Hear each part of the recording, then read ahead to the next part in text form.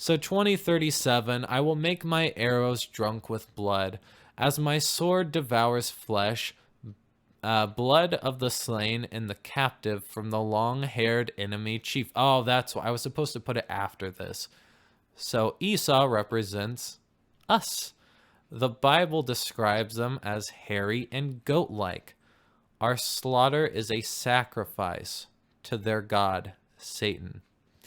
2038, O nations, acclaim God's people, for he'll avenge the blood of his servants, wreak vengeance on his foes, and cleanse his people's lands. So this is the formation of a greater holy land, free from us, from our people, the Gentiles.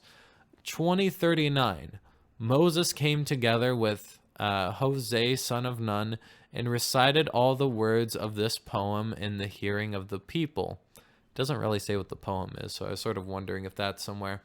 I could probably have found it if I had more time to look into this, but like I said, I was trying to get it out by today.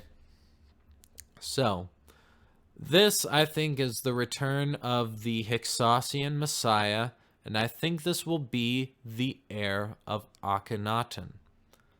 So, yeah, I got a bunch of scrambled thoughts. I got a bunch of things I'm thinking right now, and then I can't process them because I'm tired. So, anyways, yeah, I think during this part, this is sort of him reading this, but I think this is basically whoever the Messiah figure is, he's going to go to the Holy Land, and he's going to read basically a poem or a speech, and I actually think at this point it will likely be one of the hymns of Akhenaten, like one of his songs or psalms. Because Akhenaten actually did have them, and then they were basically remade for biblical purposes. And when Moses finished reciting all the words to the Holy Land, he said to them, "Take to heart all the words with which I have warned you this day, and join them upon your children, that they may observe faithfully all the terms of this teaching." So the heir of Akhenaten, or Moses, reads the new law. So he goes to this land, and he's going to read what the new laws will be. So this is past the laws of the days of Noah. They're actually going to create like a new constitution for this new world government at this point. Sorry, like I said, my throat's getting dry. 2042, this is the start of another 7-year cycle, and this is going to be the final one. For this is not a trifling thing for you. It is your very life.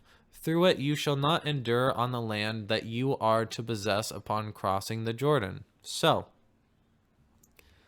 this is now officially their homeland, this holy land that they have, and it will be the capital of the world. And I think that will be at this point. I think this is when they'll actually make it the capital, is 2042. 2043, the very day God spoke to Moses. So, like Silas said, this will be the time of the leading of the flowing of death and chaos, announcing the world to come. This is when they will announce it. They've already announced their God, their religion. Now they announce this. I'm almost done. I just got to make it through this.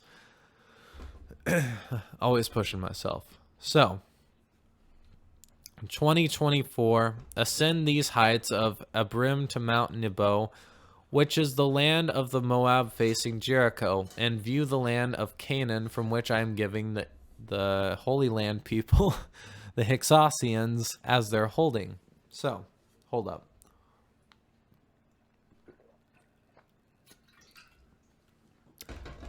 God instructs the Messiah to view the Holy Land, which he gives back to the Hyksos. 2045.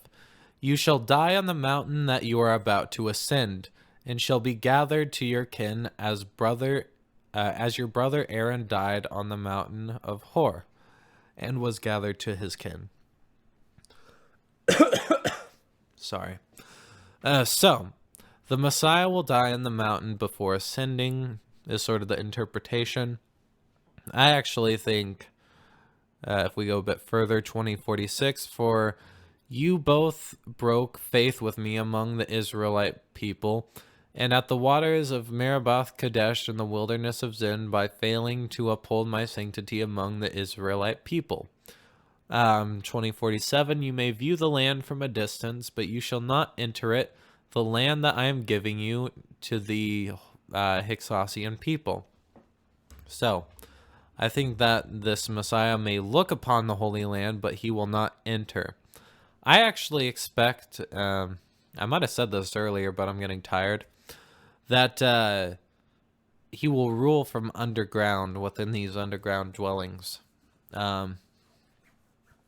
His people might resurface, but I think he's going to rule from underground. And I will state, I found it interesting. I was talking to somebody, I'm not going to mention who it is, on, because Weston, at some point he invited me on that nuclear stream, but he hasn't done it yet. Man, like I said, I'm almost done. Maybe I shouldn't have just not started this section, but I already did it and I'm already almost finished. So, I found it interesting because I asked somebody who actually worked with nuclear energy and that type of stuff, what they thought about nukes and, you know, the legitimacy of them and what they thought. And they actually thought that basically the period after the radioactive effect, like the cool down period where the radiation is clearing up, is not as long as they try to make it out. So essentially, if the ruling elite wanted to, if they did want to nuke everybody, which is an option, I don't think they're going to do that, but they could. If they did that, it'd probably be 100 years or maybe a little bit more before they could use the land again. It's not going to be hundreds of years, is what he was saying. So in 2048, this is the blessing with which Moses, God's agent, bade the Israelites farewell before he died. In 2049, he said, God came from Sinai and then shone upon them from Seir. God appeared from the Mount Paran and approached from Ribbathoth Kadesh, lightning flashing at them from God's right. All right. And then in 2050, lover indeed of the people, their hallowed are all in your land. They followed in your steps, accepting your pronouncements. So I believe at this point they're about to bow to their new master. They've already instated him, but he has finally joined them in their land. And it sort of sounds like they'll bow to they might even make a hologram figure or bring him back using technology. Who knows? But I was sort of imagining the Wizard of Oz for some reason. I don't know why I imagined that when I wrote that. Either way, though, I think that they are going to... I definitely think they're conjuring some of this stuff and these entities and this dark magic through technology. It sort of seems like it.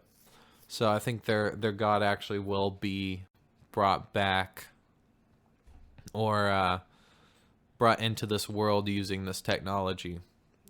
Either way, though, 2050 is the deadline for the actual beginning of their world to come.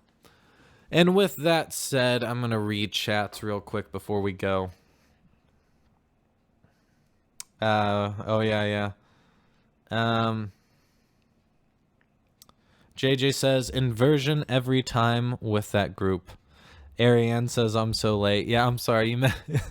This was a long stream. This was a big stream, and you definitely missed a lot. So if you're interested, I would watch it. We went over a bunch of things, a bunch of quotes about them wanting to kill us all off.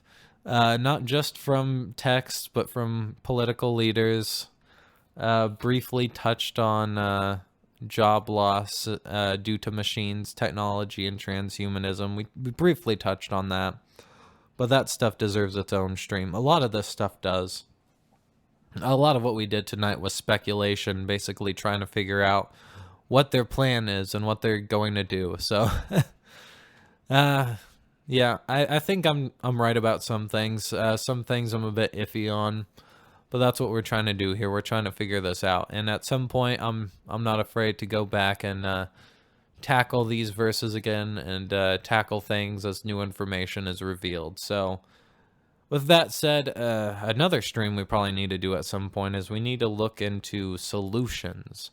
Um, obviously, some things you can't talk about online, but I think we could look into daily solutions like we talked about today. You'll probably want to grab a book on or something, learn to forage, and that's something I also need to do myself.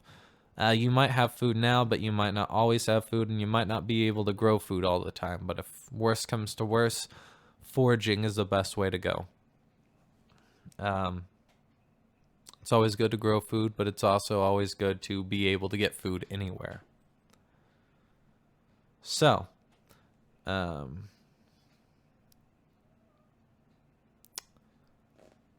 let's see.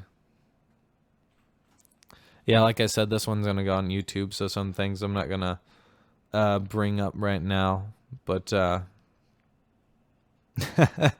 like that joke, Ariane. That's sort of funny. Yeah, it's just a bunch of craziness going on. Yeah, sorry you joined so late, Ariane. But yeah, it's good to see you here. It's good to see that you made it. It looks like we had, I want to thank everybody for watching and sticking it to the end, or at least showing up for the end. So thank you very much, JJ, for being here. Thank you, Ariane. Thank you, Just Sanguinus. And we also had Dark Thoughts DT earlier. I don't know if he's still in the chat. But with that said, until next time, this has been the Ministry of Truth signing off.